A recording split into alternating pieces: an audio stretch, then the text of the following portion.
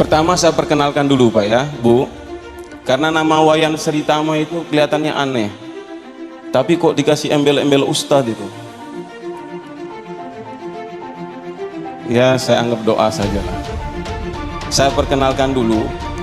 Biasanya Bapak, Ibu, kalau dengar nama Wayan, Kadek, Komang, Ketut, dan seterusnya, itu biasanya pasti asli Bali, pakai sod ya, jangan salah.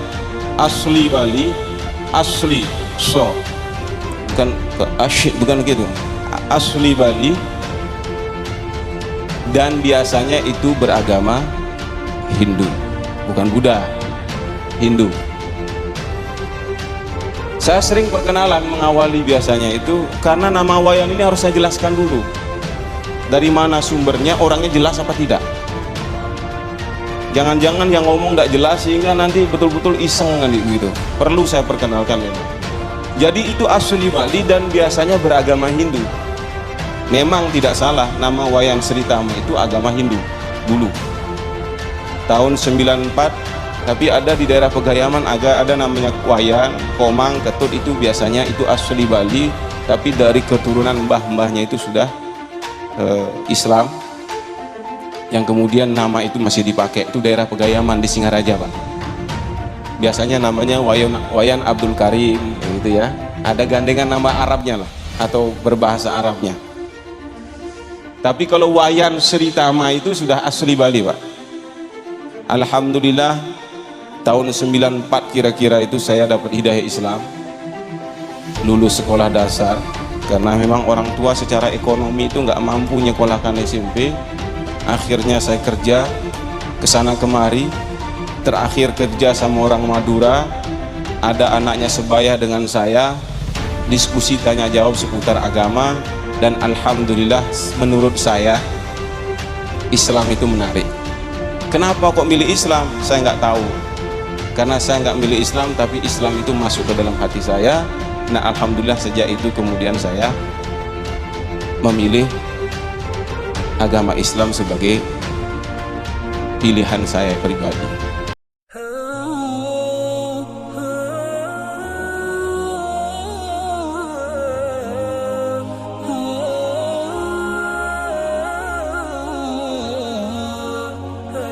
Iya, saya asli Bali. Ya. Jadi ayah saya Bali, Hindu, ibu saya juga Bali, Hindu. Dan saya melihat ini agama apa sih? Oke. Kok sampai mengajarkan umatnya begitu sadis? Itu saja berpikirnya. Karena informasi tentang Islam itu banyak kita dapat dari media kebanyakan, Bang. Jadi kita nggak tahu kitabnya, nggak tahu ini, nggak tahu itu, apalagi Hindu. Hindu ini lebih tidak tertarik dengan agama lain. Pokoknya jalankan saja ibadah Hindu, jalankan saja semua peribadatan, ibadah-ibadah tanpa harus peduli dengan agama lain. Ya. Dari dulu saya nggak pernah tahu itu Ka'bah, nggak pernah tahu itu tentang Nabi, tentang Islam bagaimana. Tapi sejak ketahuan dari kejadian itulah saya mulai cari tahu. Assalamualaikum warahmatullahi wabarakatuh.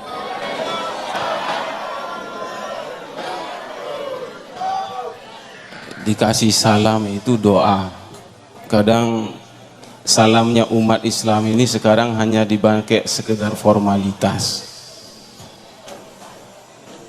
Mudah-mudahan para jamaah semua senantiasa diberi keselamatan oleh Allah Subhanahu wa Ta'ala. Lantas apa semudah itu? Ya tentu ada sedikit. Biasa di Bali itu kalau anak pertama itu punya tanggung jawab Pak, punya tanggung jawab terhadap keluarga. Dan saya anak pertama dari 5 bersaudara, adik saya 4, laki 2, perempuan 2. Dengar anak pertama masuk Islam, ibu saya nangis-nangis Bu. Setiap saya pulang tuh nangis-nangis. Tapi saya yakinkan Bu, Pak, meskipun saya milih agama Islam, tapi saya tetap ibu bapak itu orang tua saya. Tetap saya nggak mau, tetap saja nggak mau. Tapi lambat laun, karena waktu itu kalau saya cuman berislam, tidak memperdalam Islam, ini saya hanya akan menjadi kacang yang tidak ada isinya. Dulu pikiran saya begitu.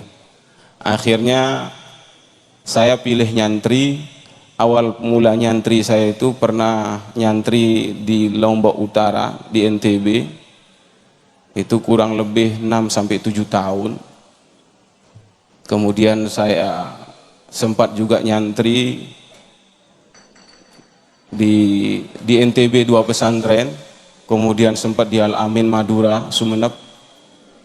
Itu sebentar juga, tadi sudah saya sempat ngobrol. Itu numpang tidur sekitar 3 tahun. Kemudian saya juga pernah nyantri di Salafiyah Syafi'iyah Sukorejo Asem Bagus, Situbondo. Ijazah saya di sana ceritanya secara formal itu S1 S2. Itu pondok Salafiyah Syafi'iyah itu pondoknya Mbah Yai As'ad Samsul Arifin. Jadi kalau tadi ada lagu Yalal Waton, biasanya itu faham kalau beliau ada salah satu mediatornya berdirinya Nahdlatul Ulama.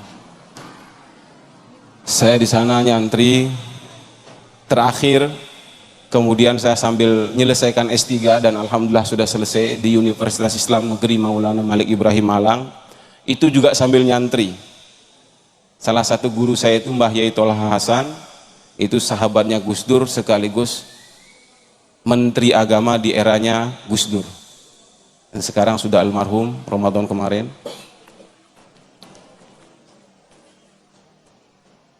Dan guru saya juga salah satunya di Malang itu Mbah Yai Kholik Syamsuri. Beliau santri dari Mbah Yai Hamid Pasuruan. Tentu masih banyak guru-guru saya. Jadi kalau saya ke Madura biasanya saya juga nyari guru. Karena ketika saya baca beberapa sejarah ulama dulu, selalu belajar dari guru ke guru. Jadi saya juga kalau di sini ada misalkan alumni Said Alwi Al-Maliki, ya setidaknya saya pernah berguru sama muridnya. Jadi saya loncat-loncat berguru dan sampai sekarang masih status santri, jadi belum ustadz. Tapi kan tidak usah dihapus sekarang, kasihan itu. Jadi masih santri. Kalau gelarnya benar, tapi kalau statusnya masih santri. Ini riwayat ringkas saya. Kenapa riwayat ringkas itu penting? Di samping untuk perkenalan, sebenarnya untuk kenangan bagi mereka yang hidup. Maka haul, tadi saya dengarkan, saya simak, bahkan sempat saya baca. Ternyata salah satu keistimewaannya Mbah Yai Muti, ya Mu'ti ya, Mbah Yai Mu'ti atau Kiai Haji Abdul Mu'ti, salah satunya itu kan memiliki ilmu hikmah katanya. Padahal kalau bicara ilmu hikmah,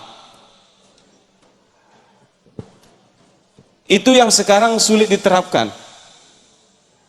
Makanya kalau haul tiap tahun dijadikan rutinitas, tidak dijadikan motivasi untuk memahami bagaimana keistimewaan beliau, ini hanya sekedar peringatan biasa. Makanya sering kita dengar misalkan, oh ada hikmahnya, kan begitu. Maksudnya apa? Setiap perilaku itu beliau contohkan lebih dulu daripada menyampaikan, sampai orang itu kemudian terketuk hatinya mengikuti. Itu hikmah. Persoalan sekarang ini terkadang hikmah itu dikesampingkan dan lebih sering orang berlomba-lomba ngomong. Sekarang kalau cari orang pintar ngomong itu gampang. Pokoknya bisa ngomong selesai sudah. Makanya tadi kalau diundang ada kiai misalkan dari Bali, di Bali sekarang banyak kiai, Bu. Jangan khawatir. Tapi kiai dari Jawa dakwah ke Bali. Kemudian di Bali ganti KTP, diundang dari Bali. Jadi jangan keliru, jangan khawatir. Yang jelas yang diundang itu identitasnya jelas, alamatnya jelas, orangnya jelas. Insya Allah aman. Yang susah itu identitas nggak jelas, orangnya nggak jelas, ini bisa kurang aman.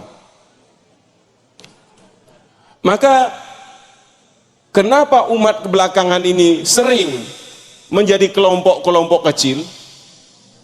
Itu karena memang tidak mampu menjadikan perilaku lebih dulu daripada lisan. Saya punya santri di Kelungkung misalkan, ngajar di pesantren masyarakat, itu salatih pidato sampai tingkat provinsi itu bisa. Artinya apa? Kalau cuman melatih ngomong itu gampang, tapi memahami lisan biar sesuai dengan perilaku itu yang sulit. Contoh, makanya misalkan ketika baginda Rasul itu akhlaknya seperti Quran, satu ketika ada Arab Badui yang iseng ingin tahu akhlak Nabi karena kangen kepada Nabi, jawaban ringkasnya kan dijawab khuluquhu Quran, akhlak Nabi itu seperti Quran. Ya wajar, misalkan awalnya dalam surah Al-Fatihah ada Bismillahirrahmanirrahim. Memang sifat Nabi itu kasih sayang. Alhamdulillahirabbil alamin. Segala puji bagi Allah. Memang Nabi itu berbuat menolong orang tidak perlu nama, tidak perlu disanjung. Kebalikan orang sekarang beramal. Bangun masjid ingin diumumkan namanya, ya nggak apa-apalah untuk menarik yang tidak nyumbang. Tidak apa-apa itu.